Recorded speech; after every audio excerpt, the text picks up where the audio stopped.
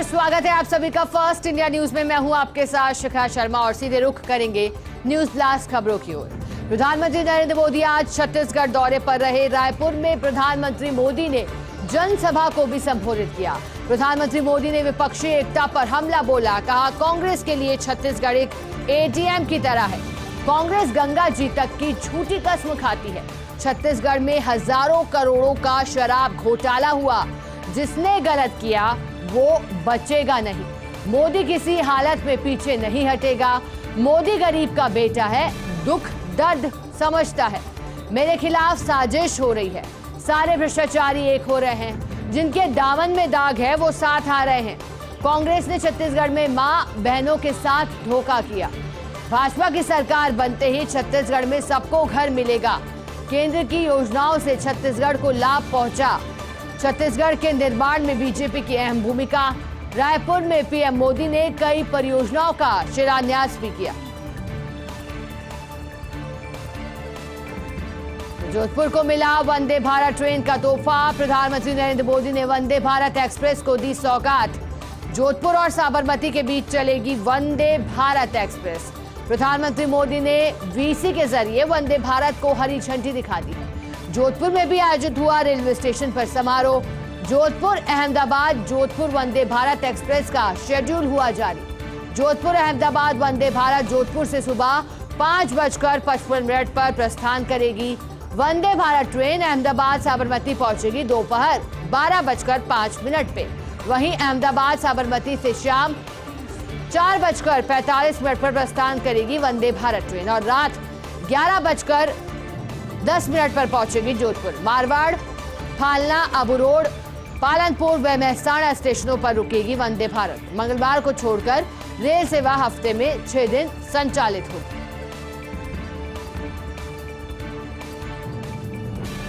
राहुल गांधी की सजा बरकरार। मोदी सरनेम मानहानि केस में राहुल गांधी की सजा बरकरार है। राहुल की पुनर्विचार अर्जी पर गुजरात हाईकोर्ट ने फैसला सुनाया है। राहुल गांधी ने निचली अदालत के फैसले को चुनौती दी थी। निचली अदालत ने राहुल गांधी को 2 साल की सजा सुनाई थी। इसके बाद राहुल गांधी की सांसद की सदस्यता भी चली गई। 2 मई को हाईकोर्ट ने फैसला सुरक्षित रखा।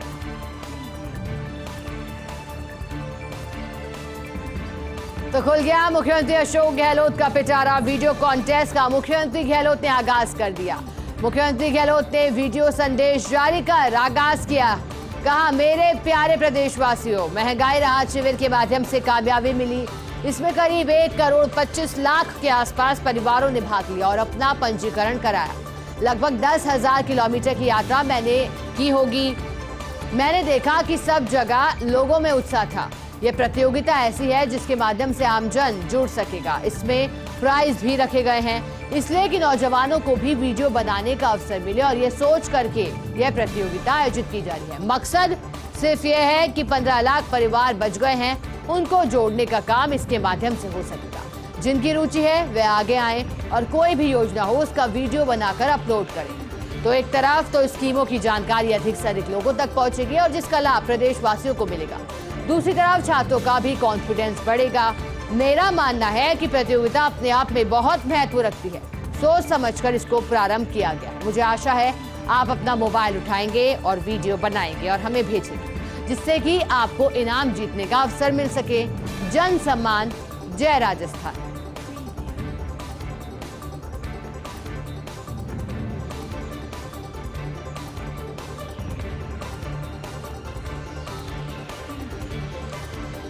तो देखिए, मुख्यमंत्री अशोक गहलोत ने पिटारा खोल दिया है। लगातार सस्पेंस बरकरार था। ट्वीट कुछ दिनों पूर्व ही मुख्यमंत्री गहलोत की ओर से किया गया था कि राजस्थान के लोगों के लिए बहुत जल्द कुछ बेहतर लाने वाले हैं। बेरोजगारी के लिए गहलोत सरकार का बम्पर तोहफा। चिकित्सा विभाग में जारी भर्तियों का दायरा बढ़ाया गया है। मुख्यमंत्री की मंजूरी के बाद प्रक्रियाधीन भर्ती में बढ़ाए गए हैं 3,686 पद। अब विभाग में 17,160 पदों की बजाय 20,546 पदों पर भर्तियां होंगी। विभाग में कुल 8 कैडर के पदों पर जारी है सीधी भर्ती की प्रक्रिया। निदेशक अराजपत्रित एस के नवल ने पदों में बढ़ोतरी की पुष्टि की है। कहा कि प्रक्रियाधीन भर्ती में ही नए पदों को जोड़ा जाएगा। इसके तहत नर्सिंग ऑफिसर के 7020 पदों को बढ़ाकर किया गया है 8750। महिला स्वास्थ्य कार्यकर्ता के 3736 पदों को बढ़ाकर कर दिया गया है 4847। फार्मासिस्ट में 2859 के बजाय 3067, एलटी के 2007 पदों के बजाय 2190, सहायक रेडियोग्राफर के 1067 पदों को बढ़ाकर किया गया है 1178। इसके अलावा नेत्र सहायक के 99 पदों के बजाय अब 117 पद कर दिए गए हैं। डेंटल टेक्नीशियन में 131 पदों को बढ़ाकर किया गया है 151। ईसीजी टेक्नीशियन के 241 के बजाय 246 पदों पर भर्ती होगी। और 1 साल से बनी हुई थी डीए वृद्धि की मांग, जो अब पूरी हुई है। मुख्यमंत्री अशोक गहलोत ने सहृदयता दिखाई है। जिन सरकारी कार्मिकों ने अभी भी ले रखा है 5वें वेतनमान का विकल्प, उनका जनवरी 2023 से था डीए बढ़ना बकाया। तब से लेकर अब तक 2 बार की डीए वृद्धि मानी जा रही थी बकाया। ऐसे में एक साथ 16% हुई है इनकी डीए वृद्धि।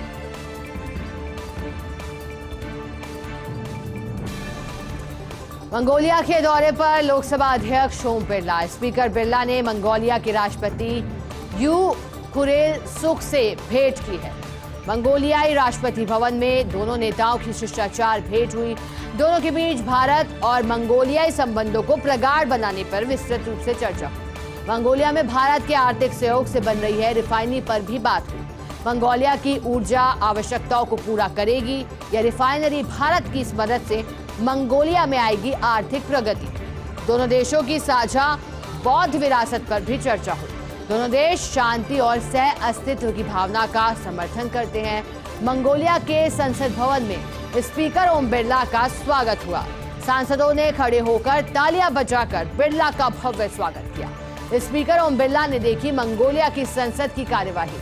दोनों देशों के बीच सहयोग बढ़ाने के लिए एमओयू पर भी हस्ताक्षर हुए।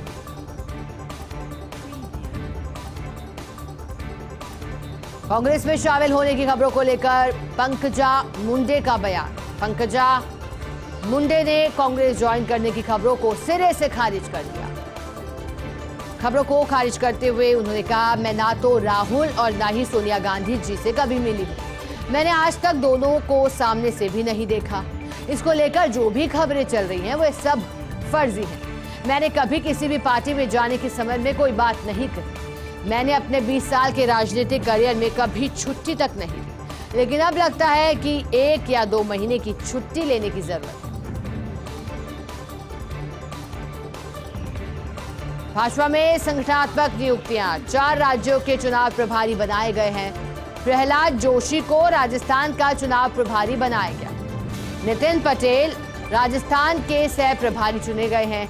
कुलदीप बिश्नोई को राजस्थान में सह चुनाव प्रभारी की जिम्मेदारी और ओम माथुर बने हैं छत्तीसगढ़ के चुनाव प्रभारी। डॉक्टर मनसुख मंडाविया छत्तीसगढ़ के सह चुनाव प्रभारी नियुक्त हैं।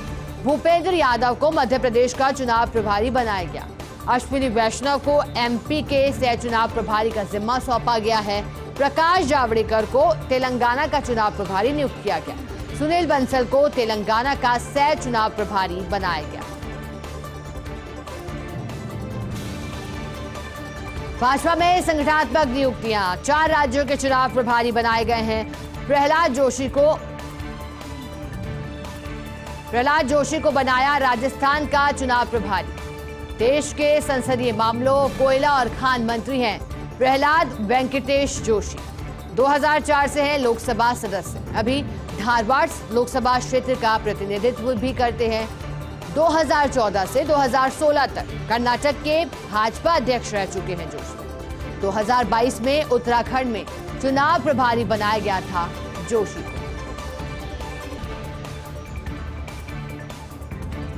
खालिस्तानी नेताओं के खिलाफ 16 लुकआउट सर्कुलर जारी। विदेशों में भारतीय दूतावासों पर हमले के बाद सख्त कदम उठाया गया। 16 लुकआउट सर्कुलर, 3 दर्जन अन्य संदिग्धों की पहचान। इनका ओवरसीज सिटीजन ऑफ इंडिया यानी OCI कार्ड रद्द हो सकता है। अमेरिका, ऑस्ट्रेलिया, कनाडा, यूके में हुए हैं दूतावासों पर हमले। विदेशी जमीन पर भारत विरोधी गतिविधियां भी मंजूर नहीं की जाएगी। त्रिपुरा विधानसभा में बजट सत्र के पहले दिन हंगामा हुआ। सदन की कार्यवाही बाधित करने के मामले में 5 विधायकों को निलंबित कर दिया गया, जिसके बाद विपक्षी दलों ने सदन से वॉकआउट भी कर दिया। सदन से निलंबित विधायकों में सीपीआईएम विधायक नयन सरकार, कांग्रेस के सुदीप रॉय बर्मन और टिपरा मोथा के 3 विधायक शामिल हैं। नेता प्रतिपक्ष अनिमेश देव वर्मा ने पॉर्न फिल्म देखने के मुद्दे पर अब सवाल उठाया था। बागवासा से बीजेपी विधायक जादव लखनाथ के पॉर्न देखने के मुद्दे पर सवाल उठाए।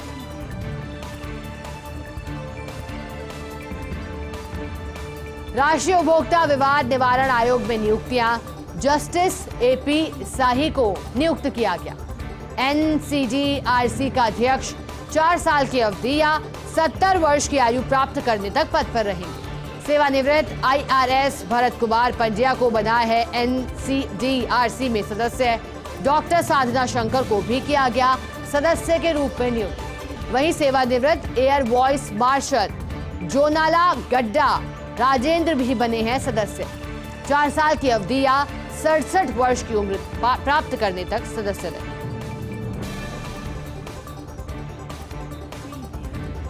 मद्रास हाईकोर्ट ने रद्द किया रविंद्रनाथ कुमार का लोकसभा चुनाव और ओ पनीर सेल्वम के पुत्र हैं ठेनी के सांसद रविन्द्रनाथ कुमार। रविन्द्रनाथ कुमार ने शपथ पत्र में दी थी संपत्ति के बारे में गलत जानकारी। 2019 में अन्ना द्रमुक के टिकट पर चुनाव जीते थे कुमार।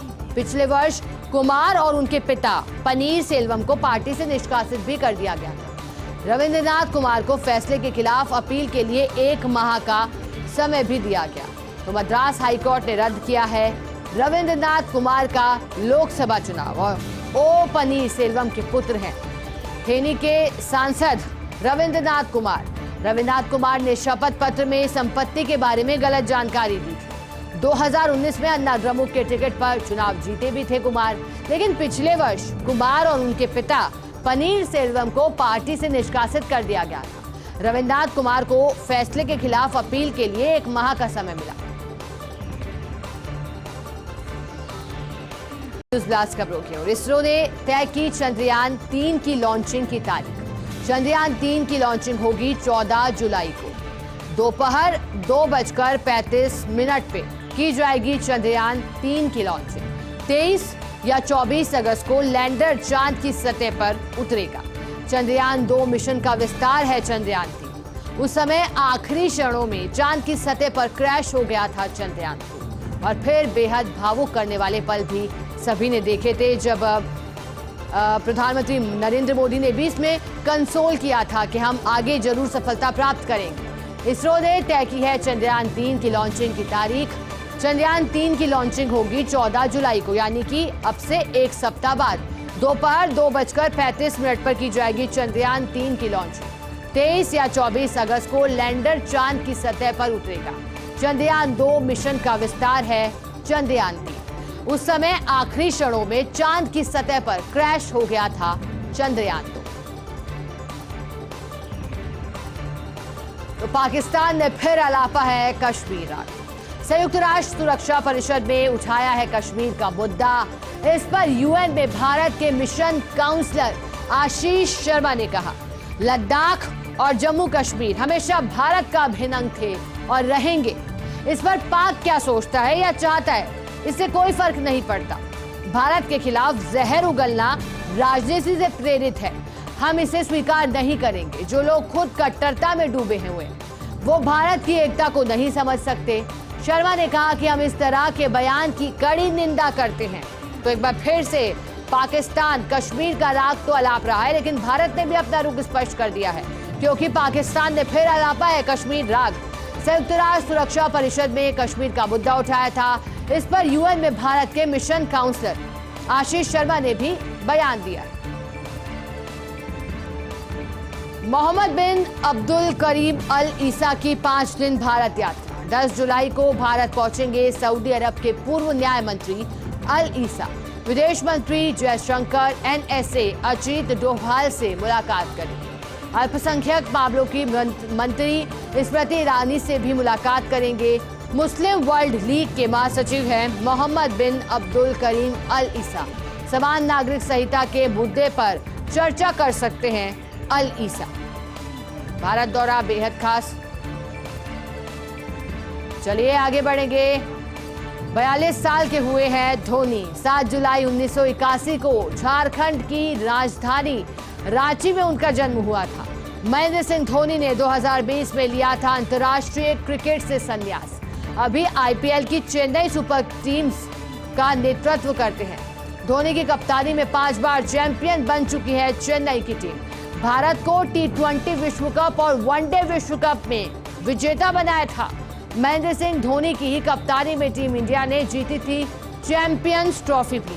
3 आईसीसी ट्रॉफी जीतने वाले एकमात्र कप्तान हैं महेंद्र धोनी। 2008 में मिला था भारत का सर्वोच्च खेल सम्मान मेजर ध्यानचंद खेल रत्न पुरस्कार।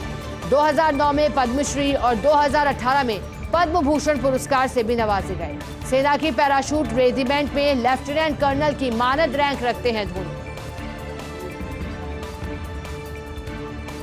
और इसी के साथ न्यूज ब्लास्ट खबरों में इतना ही। बने रहे हमारे साथ, देखते रहें फर्स्ट इंडिया।